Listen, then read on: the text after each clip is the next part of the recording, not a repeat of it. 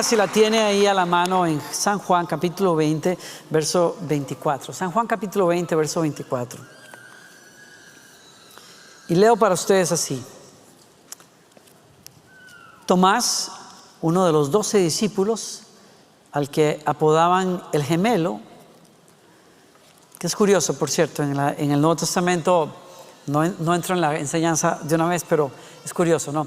Cuando lees el Nuevo Testamento, y habla de Tomás, lo llama el dídimo, se dice en la traducción Reina Valera, que es el nombre Tomás no existe realmente. En el escrito en arameo está otro nombre que quiere decir gemelo. Entonces, el gemelo al que llamaban el gemelo no estaba con los discípulos. Una cosa curiosa, ¿no? Ellos le contaron: hemos visto al Señor. Y él respondió: no lo creeré a menos que vea las heridas de los clavos en sus manos, meta mis dedos en ellas. O sea, no solamente que los vea, sino que meta mi dedo ahí y ponga mi mano dentro de la herida de su costado. Tome lugar, por favor. Les recuerdo a los padres que tienen niños: si su niño está llorando ahorita, puede sacarlo. Hay un lugar que se llama Crying Room, en buen español, Crying Room, donde usted puede llevarlo para que llore todo lo que quiera. Y usted tranquila o tranquilo, y ahí podemos atenderlo un rato. Y yo entiendo que ahí hay un monitor para que ustedes vean el servicio desde ahí también. Con toda confianza, bien pueda, dicen en colombiano. Entonces, no le creeré. Estamos hablando de Tomás, discípulo del Señor. Lo hemos visto interaccionar con Jesús en varias partes en el Evangelio, pero es un discípulo más de Jesús, punto. O sea, no tiene nada extraordinario. Voy a visitar su vida en el Evangelio una vez en unos segundos, pero no tiene nada extraordinario, excepto aquí en este punto en que después de haber visto a Jesús morir y resucitar, bueno, él no lo ha visto, pero después de que esto pasa, llega a un cuarto donde están escondidos los discípulos, y la sorpresa es: todos están enloquecidos, están vueltos. Nadie puede contener la locura en ese cuarto. Cuando él entra, yo no sé, andaba comprando el pan, el salchichón, yo no sé, el jamón, qué sé yo, para que comieran estos hombres, y le salieron con la sorpresa: ¿qué? Que Jesús se apareció aquí mientras yo iba a HIV. Están locos ustedes, esto no pasó.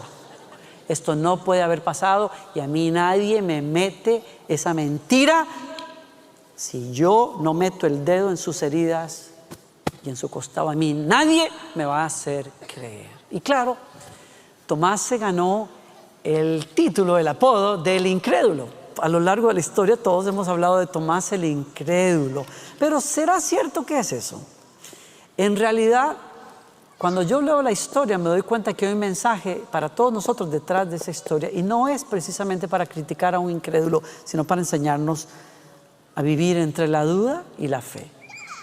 Quiero hablarte acerca de vivir entre la duda y la fe. Y esto lo digo porque después de unos añillos de andar por ahí en la fe, de conocer al Señor o querer conocerlo más, me doy cuenta de que la duda no es tan mala como pensábamos. La duda es parte de tu caminar en la fe. Uno necesita duda para permanecer en la fe. ¿Me oyeron acá? ¿Están conmigo todavía? Es que leí este pensamiento que me hizo traerles este mensaje a ustedes. Uno solo duda lo que cree. Duda e incredulidad son muy distintos. Dudar es cuestionar lo que crees. Incredulidad es rehusarse a creer. Dudar es la lucha que enfrenta entonces el creyente. Y estoy aquí para decirte que dudar es saludable. Dice que tienes una expectativa y una fe acerca de la persona o el objeto de tu duda.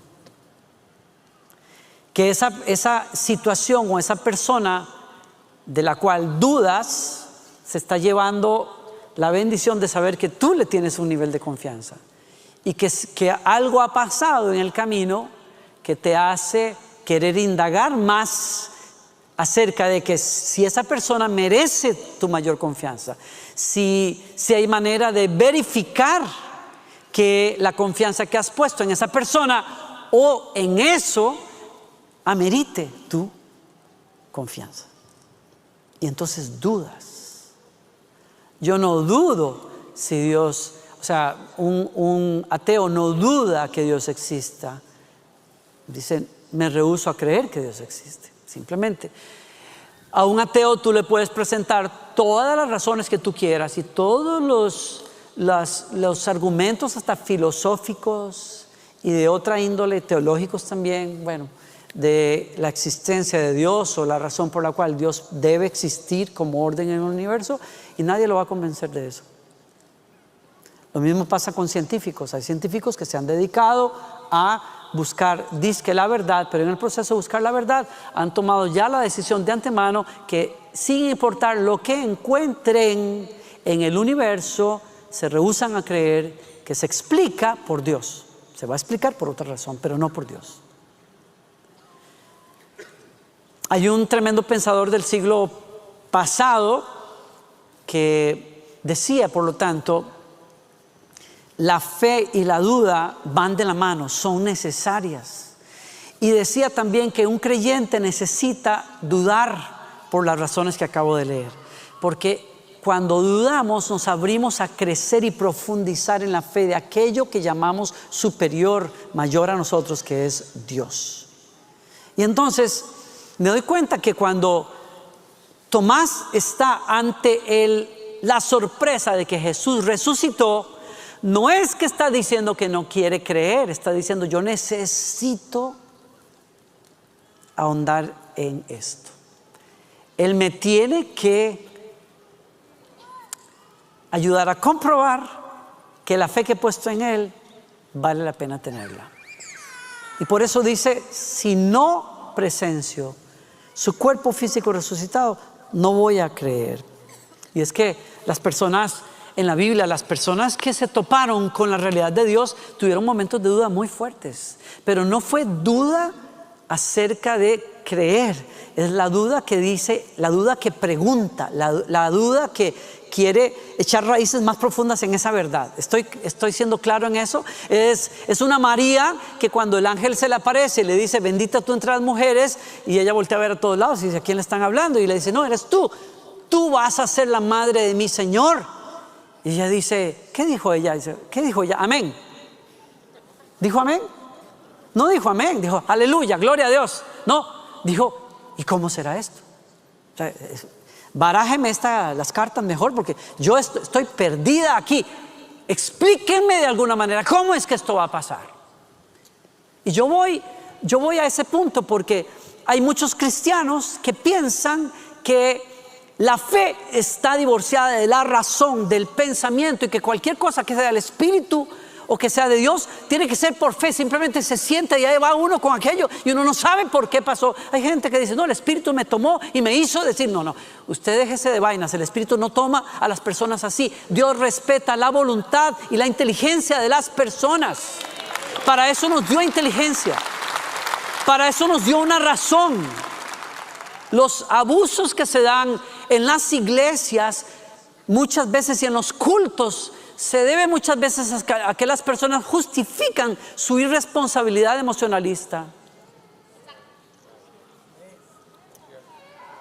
por no pensar, por no querer pensar, porque Dios nos dio la razón para algo.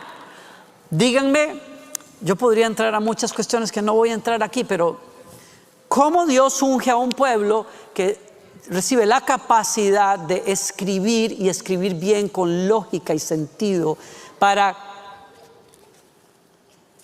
describir con una excelente capacidad una historia que tiene sentido de principio a fin?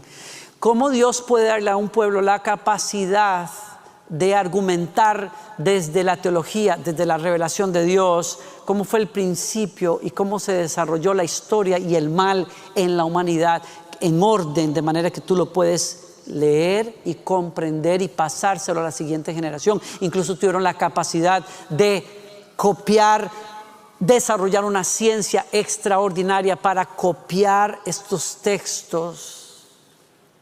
Fueron extremadamente rigurosos para copiar los textos que los profetas dejaban y los escritores dejaban para asegurarse que una generación pudiera conocer las verdades de Dios. ¿Cómo es que tú puedes leer la Biblia? ¿Cómo tú podrías conocer a Dios si no te sientas a leer en orden esta revelación de Dios, que no son locuras, tienen sentido para el que tiene fe y para la mente que usa la razón? Entonces no estamos peleados con la razón. Por eso María dice: explícame cómo va a pasar esto. ¿Cómo es que Dios va a hacer que una mujer virgen pueda concebir? Claro, se entiende la pregunta. La pregunta se entiende porque en lo natural no puede pasar, pero hay una explicación espiritual en el mundo espiritual que ella recibió. Tenemos a Andrés por ahí cuando Jesús dice: oigan, sienten a la gente, tienen 3 días conmigo, ya son 3 días, por favor, no, Señor, mándalos a que vayan a sus casas, porque no, Señor, ni que tuviéramos una fábrica de pan Bimbo para darle a todo el mundo de comer. Y ahí sale Andrés y dice: pero es que aunque tuviéramos una fábrica, ¿quién puede conseguir tanto pan para darle comer a 5,000 hombres sin contar las mujeres y los niños? Está dudando, claro, de cómo se va a resolver eso, porque para eso Dios nos dio la cabeza, para echar cálculos y pensar. No, Señor, bendice mi negocio, Señor, ahí como vaya, Señor, bendice mi negocio, lo importante, tú estás conmigo, yo confieso la palabra. No es cuestión de que usted confiese la palabra, es que usted tiene que hacer matemáticas, usted tiene que hacer un presupuesto. No, Dios me va a bendecir porque yo soy prosperado, ungido, y usted reventando la tarjeta de crédito como loco. No, usted va a reventar su negocio, porque usted necesita usar la razón, la inteligencia, para aplicar las ciencias y administrar bien. Entonces Andrés tiene dudas y ahí está Pedro. Pedro está un pescador experimentado. Jesús les dijo: pasen al otro lado. Se montan todos en la barca, se van, y a mitad se les vino una tormenta. Una de esas tormentas, o sea, no fue una tormenta de esas que hasta llueve así. O sea, es una cuestión, no sé, en tus países pasan. En Costa Rica hay épocas en el año en que llueve así. O sea, no es ni siquiera aquí de arriba abajo, es que llueve así. O sea, no hay manera, se moja todo, absolutamente todo. Llueve como de abajo hacia arriba y es una cosa increíble. La tormenta era tan tremenda que gente experimentada en la pesca y en la navegación gritaban: ¡nos morimos! ¡nos morimos! Y ahí está Jesús de pronto apareciendo entre las aguas, caminando, y dice: no teman, todo está bien, muchachos, soy yo. Pedro dice: soy yo. Si eres tú, manda que yo vaya sobre las aguas y después te creo. Ven. O sea, tú puedes decirme que eres Jesús y todo, pero yo necesito comprobación de que yo puedo confiar en ti. La duda estaba ahí. El momento de sacudimiento estaba ahí, ¿no? Es que el camino de fe es un proceso, no es una cosa congelada en un momento, es un proceso. La relación de Tomás con Jesús era un proceso, como lo es la nuestra. Consiste en convencernos a nosotros mismos de que Él es quien dice ser. Consiste en ponernos de acuerdo nuestra razón, nuestro corazón con nuestro espíritu, de que nuestra fe vale la pena ser vivida. Y entonces la pregunta de Tomás, o la pregunta de María, o la pregunta de Andrés, no es la pregunta del que duda meramente, es la pregunta de aquel que quiere vencer la duda y entrar más profundamente en la certeza. Y por eso estoy aquí para decirte: se vale preguntar, se vale dudar, se vale cuestionar lo que yo creo, se vale decir: hey, necesito ahondar en esto. Ese es un pensamiento que tiene sentido, es algo que Dios quiere que yo crea, que yo piense. Y así se echan raíces fuertes en la fe. Es que Tomás viene de un rato ya, 3 años caminando con Jesús, pero viene de momentos ahí en los que, como este otro momento, este pasó varios días antes del día de la resurrección. Está en Juan capítulo 14. Jesús le acaba de decir a Pedro y le acaba de decir a los discípulos, les acaba de decir, uno de ustedes me va a traicionar y a mí me van a torturar y me van a matar los gentiles, o los romanos. Y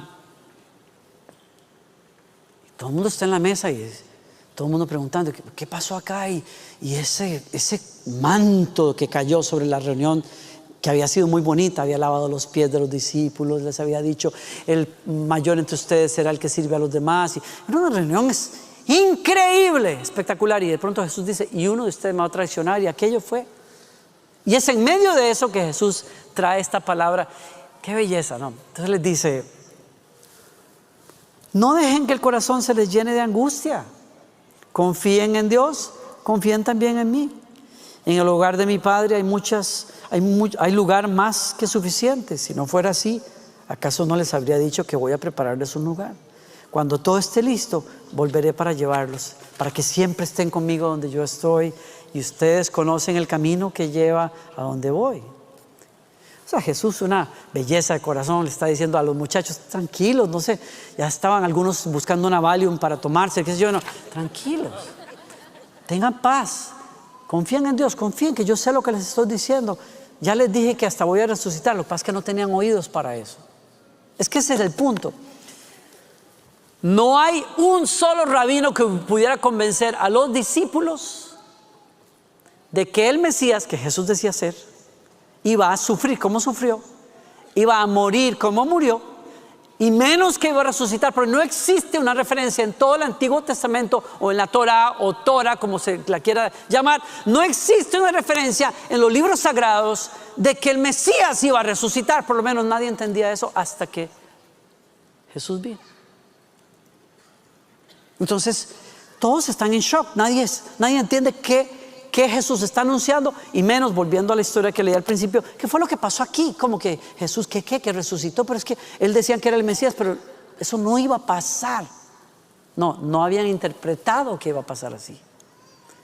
Y entonces aquí estoy con Jesús calmando a los discípulos, y Tomás dice, después de que le dice, ustedes conocen, yo me imagino a Jesús, ustedes saben a dónde voy y ustedes conocen el camino. Así termina Jesús, y las velitas en medio de las cámaras, ¿verdad? Con color ámbar y tan bonito, Jesús mirando así a la cámara, y saben a dónde voy y saben el camino. Y Tomás sale así como, no, Señor, no conocemos. Dijo Tomás, no tenemos ni idea de dónde vas, no tenemos ni idea de lo que estás hablando. ¿Qué fue lo que tomaste? ¿Cómo vamos a conocer el camino si ni siquiera sabemos a dónde vas? Menos vamos a saber el camino. Dinos por lo menos qué Uber tomar para llegar a donde tú vas, porque ¿de qué estás hablando? Y ahí está Tomás, ese es Tomás. Pero no es el incrédulo, es la persona que está diciendo, yo quiero entender qué es esto, yo quiero entender de qué estás hablando. Ayúdame a entender de qué estás hablando, porque yo, para ser bien honesto, yo no entiendo ni papa. Y me he estado preguntando esta semana, bien seriamente, si nosotros nos estamos haciendo las preguntas que hay que hacernos de vez en cuando. Si estamos investigando realmente la verdad que nosotros decimos vivir y predicar. Me hago otra pregunta más a raíz de una conversación que tuve con unos hermanos esta semana. Me hago la pregunta si nosotros le hemos dado el chance a nuestros hijos de hacer preguntas peligrosas y difíciles de la fe.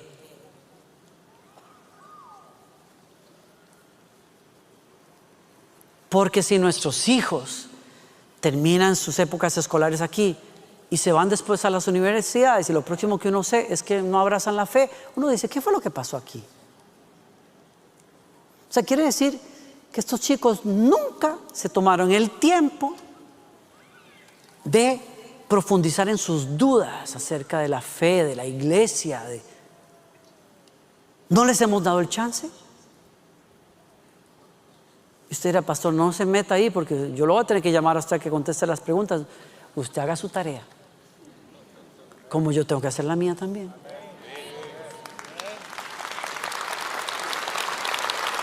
Porque si todo lo que les pedimos es que crean, estoy aquí para decirte, la fe no es ciega. La fe se pone en algo que vale la pena creer. ¿Y sabe qué me sorprende más? Me sorprende más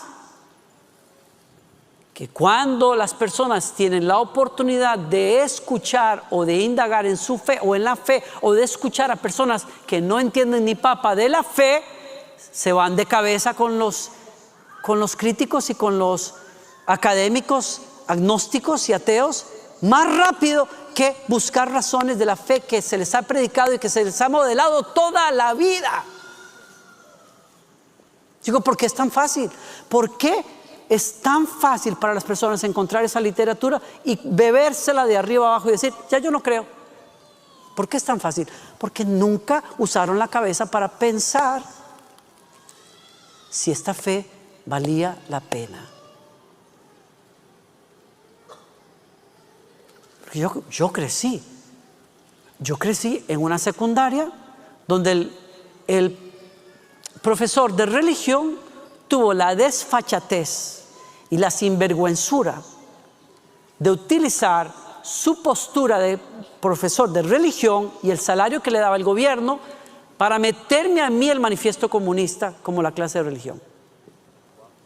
Eso fue lo que me dio durante un año. Me quiso adoctrinar en la postura comunista. Eso fue lo que hizo ese sinvergüenza. Un intelectual, un crítico de cine, pero eso no se hace. Y lo más triste es que personas, compañeros míos, buenas personas, terminaron comiéndose el bocado porque no tenían bases. Y se metieron en rollos y problemas porque no tenían bases. ¿Estás buscando bases tú para ti mismo y para tus hijos? Porque te digo una cosa, hay muy buena base y literatura para echar raíces en por qué yo creo en Dios y por qué creo en la Biblia y por qué creo lo que creo.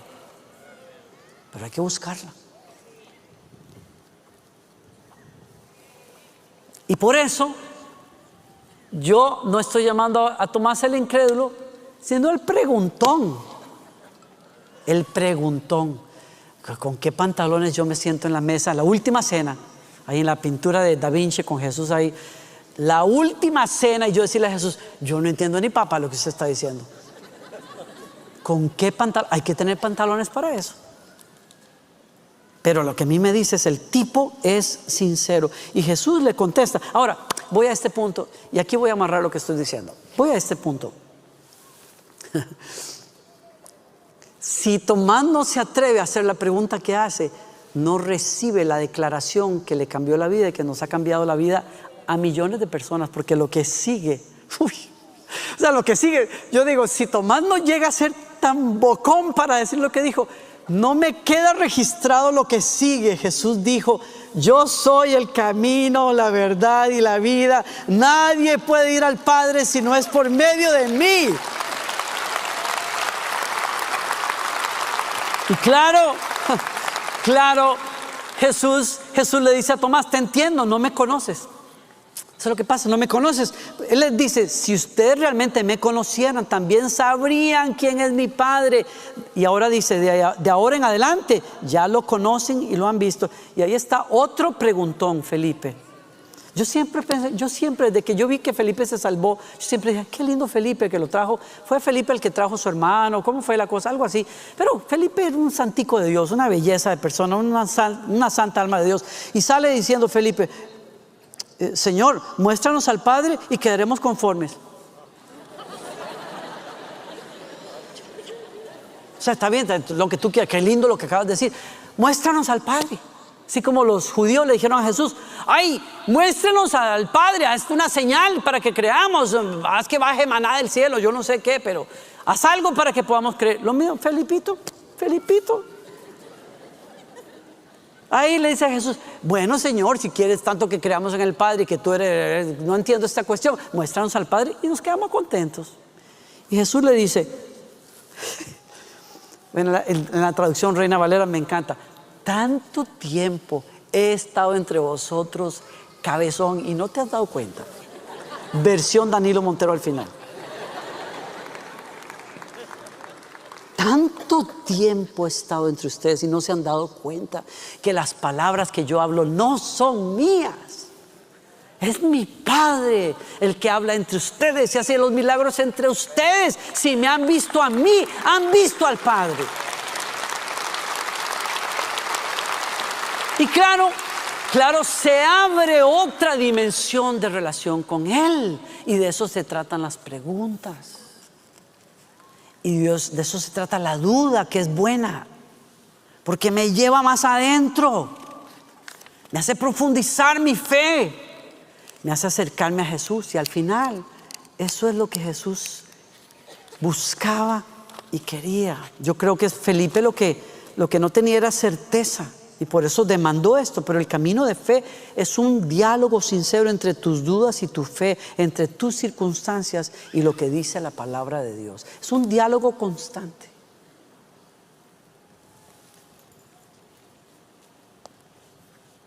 ¿Qué hace Dios entonces con la duda? Número 1, cierro aquí. Responde a la duda con su verdad, como lo hizo con Felipe en ese momento. Este soy yo. Esta es la verdad. Dios echa a andar la verdad de una manera poderosa en la vida de la gente, se revela de una nueva manera. Entonces María, que decía, ¿y yo? ¿Y qué? ¿Cómo? Que yo, que la madre del Salvador, y que llamarán a mi hijo, hijo de Dios, ¿y cómo será esto? Y el ángel le dice, el poder del Altísimo te cubrirá con su sombra, por lo tanto el santo ser que nacerá será llamado hijo de Dios. Y porque para los hombres hay cosas que son imposibles, mas para Dios todo es posible. Esa verdad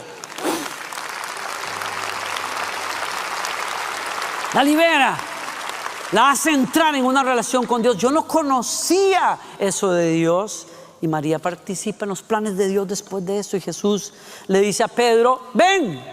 Y Pedro está ahí, si eres tú, Señor, ven, mijo. Estás perdiendo tiempo. Experimenta lo que es caminar sobre aguas, porque yo soy el que te llamo. Y el tipo salta de la barca y se da cuenta que cuando Jesús habla, nadie te puede hundir. Cuando Jesús manda, tú tienes que correr con Él. Cuando Jesús dice, la naturaleza se acomoda a lo que Él dice. Él tiene la última palabra sobre nuestras vidas. Pero no lo hubiera experimentado, de no ser porque dudó en ese momento. Si eres tú, Señor, muéstrame que eres tú. Y así le pasó también a Abraham. Tengo un par de textos, si me permiten. Yo tengo que terminar hace ya 8 minutos. Ay, Dios mío. Abraham quería tener un hijo porque Dios se lo prometió. Dice Romanos, contra toda esperanza Abraham creyó y esperó. De este modo llegó a ser padre de muchas naciones. Su fe, verso 19, no se debilitó, aunque reconocía que su cuerpo estaba como muerto, pues ya tenía unos 100 años y que también estaba muerta la matriz de Sara. Pero vea, verso 20, la clave, ante la promesa de Dios no dudó como un incrédulo. Es que uno puede dudar como creyente y dudar como incrédulo. Y la duda del incrédulo es no voy a creer aunque me den pruebas. La duda del creyente es quiero creer, dame pruebas, Señor. Plenamente convencido, y esa fue la decisión de Abraham, de que Dios tenía poder para cumplir lo que había prometido. Y a eso voy en esta tarde. Yo tengo una invitación para ti. ¿Estás peleando con dudas? ¿Tienes dudas acerca de tu fe, de Dios, de la realidad del Espíritu en tu vida? En buena hora, desembucha. Háblalas con alguien maduro. Sácalas, porque si no te pueden carcomer la fe, sácalas. Conversa con alguien, dialoga, siéntate en la mesa y conversa las cosas con gente de confianza y con gente madura. Por lo menos ventila esas dudas, como Tomás lo hizo con Jesús, como Felipe lo hizo, como María lo hizo, como Pedro lo hizo, como Tomás lo hizo. Sácalas, háblalas. A Dios no le asustan esas cosas. Busca literatura donde las preguntas las hayan hecho otros pensadores, gente más inteligente que yo, que tú. Y busca esas respuestas. Y echa raíces en tu fe. 2, tengo una invitación para ti si estás peleando con la duda y la fe, entre la duda y la fe. Revisa las acciones de Dios en el pasado con su pueblo. Eso se llama la Biblia. Registra las acciones de Dios, cómo Dios ha demostrado ser veraz y fiel, cómo ama a su pueblo, lo que Él ha hecho para rescatar a su pueblo. Lee los evangelios, acércate a los evangelios y lee lo que Jesús dijo, hizo, cómo murió y resucitó, y cómo hay 500 hermanos que vivieron en el primer siglo que lo vieron, se sentaron, comieron con Él, hablaron con Él durante muchos días, y no hubo nadie que pudiera convencerlos de que aquello era un fantasma. Lo tocaron, lo vieron, lo abrazaron, lo escucharon, saben que Él es el Hijo de Dios, escribieron de eso, murieron por eso, predicaron eso. Entonces, convéncete a ti mismo, como Pedro lo dijo. ¿Cómo? Revisando las acciones de Dios en el pasado, en la Escritura. Y luego revisando cómo Dios ha actuado en tu vida en el pasado también. Porque si tú estás dudando hoy, quizás la invitación del Espíritu Santo para ti es: ¿ya se te olvidó lo que Dios hizo contigo? ¿Ya se te olvidó? ¿Cómo contestó aquella oración aquella vez, que solo sería posible que algo así sucediera porque Dios existe y porque Dios contesta las oraciones de sus hijos? ¿Te acuerdas de eso? ¿Te acuerdas de eso? ¿Te acuerdas de lo bueno que ha sido Dios? Recuérdalo. Tráelo a la memoria una y otra vez para que tu fe vuelva a levantarse y venzas la duda. Que la duda te haga un favor, y es llevarte a una fe más fuerte en Dios. ¿Sí? Y termino acá. Una semana más tarde, los discípulos estaban de nuevo en la casa y Tomás estaba con ellos. Ahora mandó a traer el pan a otro. Y aunque las puertas estaban cerradas, Jesús entró y, poniéndose en medio de ellos, los saludó. La paz sea con ustedes. Y luego dijo a Tomás: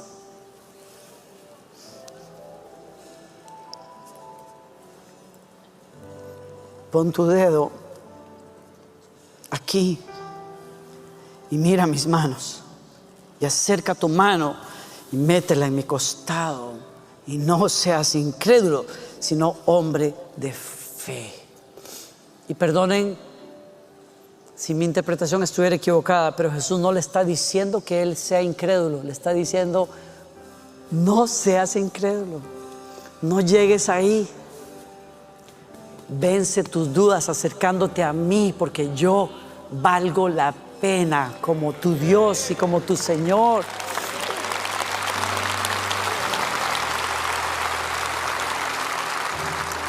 Y gritó: Señor mío y Dios mío.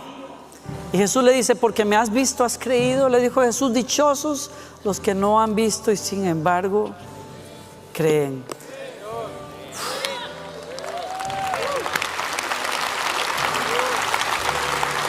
Yo no te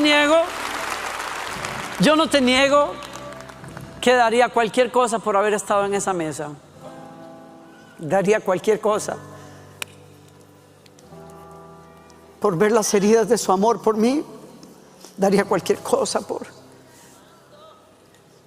acercarme a ese costado herido por mí. Daría cualquier cosa por mirarle a los ojos. Claro, me encantaría haberlo escuchado después de haber muerto y resucitado, pero es que se ha mostrado una y otra vez. Desde la primera vez que escuché la historia de su amor, que me buscaba, y supe en lo más interno de mi corazón, Dios me está llamando, Dios es real. Hace unos pocos meses le decía, a mis 9 años, le decía en un altar de una iglesia: ¿dónde estás en medio de tantos ritos y tanta cosa que parece vacía? Y me está contestando: en el parque de mi pueblo. Aquí estoy y te estoy llamando porque estás perdido y me necesitas.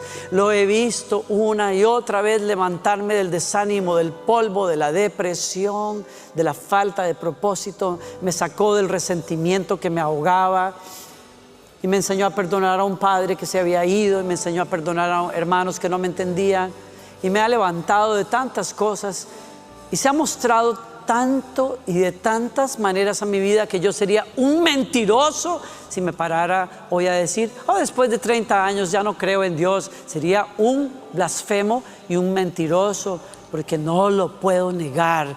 Él se ha hecho real a mi vida. Su palabra es lo más bello que yo haya leído, es lo más poderoso que yo haya leído. Y ahí estamos. Ahí están algunas personas, porque bueno, cuando uno comienza a leer de estas cosas, los académicos se llenan la boca diciendo la Biblia es una cuestión de mitos ridículos y de esto, y los evangelios no se pueden creer porque fueron escritos no sé cuántos años, y toda la literatura griega que nadie critica, toda la literatura griega que tiene muchas menos copias fidedignas que lo que tiene el evangelio, eso no se critica. De eso no se dice que es mito. ¿Alguno de ustedes ha leído la mitología de la cual se llenan la boca los académicos hablando en vez del evangelio o de la Biblia? La bola de estupideces y de vulgaridades de las que están llena la mitología griega, y a eso llaman literatura, y a esto no se le llama literatura, porque el que no quiere creer, no quiere creer. Pero cuando tú abres esta Biblia y abres este libro y te das cuenta de la forma tan bella en que Dios habla, la forma tan hermosa en que Él busca los corazones de los seres humanos, yo sería mentiroso si yo negara lo que este libro ha causado en mi vida y sigue causando en mi vida. Como se lo decía a un amigo: amado mío, aquí, la prueba la tienen en tu propia casa tus hijos, que te han visto vivir de una manera que no puede negar la existencia de Dios, porque si Dios no estuviera en tu vida, estarías viviendo muy diferente. Pero has sido un hombre leal y fiel a tu esposa, y un buen hombre, porque el evangelio entró en tu vida y te probó que Jesucristo existe y que cambia el alma y la vida de las personas.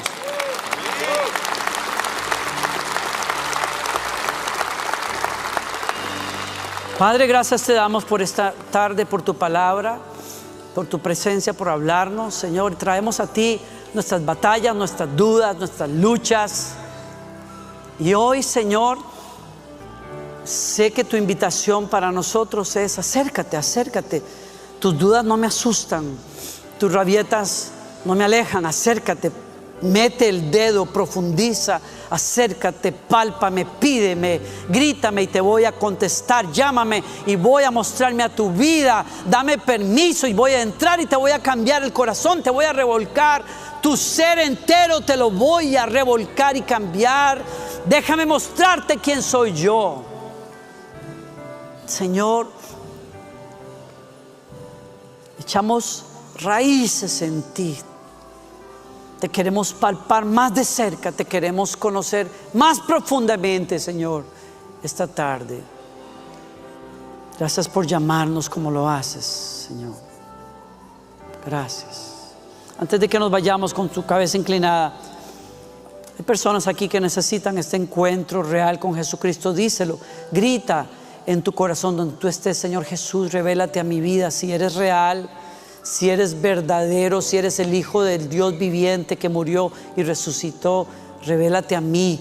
No es casualidad que estoy acá, no es casualidad que estoy escuchando este mensaje. Revélate a mi vida, necesito de ti. Cámbiame, límpiame de mis pecados, dame una vida nueva que refleje que tú eres quien dices ser.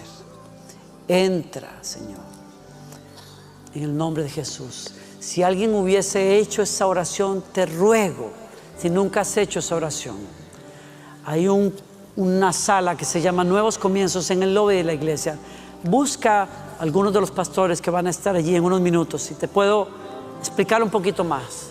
Te podemos explicar un poquito más de qué se trata este encuentro con Jesucristo. Los demás, pónganse de pie y les bendigo antes de que nos vayamos. Que el Señor te bendiga y el Señor te guarde. Que el Señor alce su rostro sobre ti y te dé paz. Que el Señor te bendiga en tu salir y en tu entrar, hoy y siempre.